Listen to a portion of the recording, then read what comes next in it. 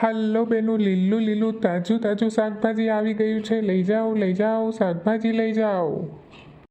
હે ભાઈ, ભીંડાનો શું ભાવ છે? મારે 500 ગ્રામ લેવા છે.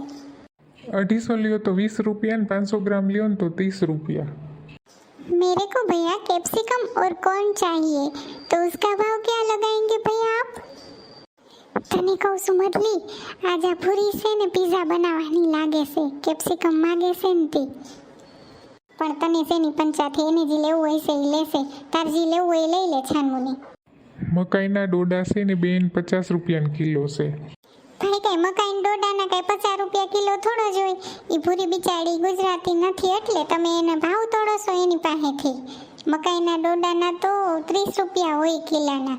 અને મને તો એવું લાગે છે મકાઈના ડોડા ખાઈ ખાઈને તમે મકાઈના ડોડા જેવા જુઓ ને ભોદકા જેવા થઈ ગયા છો જાડા. હા લ્યો ને બાપા, 30 રૂપિયા નહીં 40 રૂપિયાનો કિલો દઈશ ભૂરીબેનને મકાઈ. ભૂરીબેન, મકાઈના ડોડાના 30 રૂપિયા લેખે તમને જોખી દેતા હે આ ભાઈ હો. ઓકે ભાભી. હે ભાઈ, કિલો બટેટાનો શું ભાવ છે? 50 રૂપિયા। ઓહો, તમે તો બટેકામાં વણ તો કોઈ ભાવ વધાર્યા છે. જે દીની અમે બટેકાની વેફરની સિઝન આવી તે દીના 30માંથી 50 રૂપિયા કિલો કરી નાખ્યા છે. તે હવે બટેકાના ભાવના ઉતરવાનું નામ નથી લેતા. અને જુઓ તમે, મોદી કાકાએ કાલ બજેટ બહાર પાડ્યું. બીજી તો મને કાંઈ ન ખબર પડે મતલી, પણ બજેટ બહાર પાડ્યું ને એમાં હોનાના ભાવે મોદી કાકાએ ઘટાડી નાખ્યા. અને તમે તો હજી બટેટાના ભાવે 50 રૂપિયા પકડીને બેઠા છો. બોલો. અરે મારી બેન, અમને કાંઈ મફત નથી આવતું.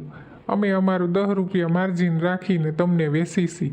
અહીંયા લારી લઈને આવીને લાંબા થાય.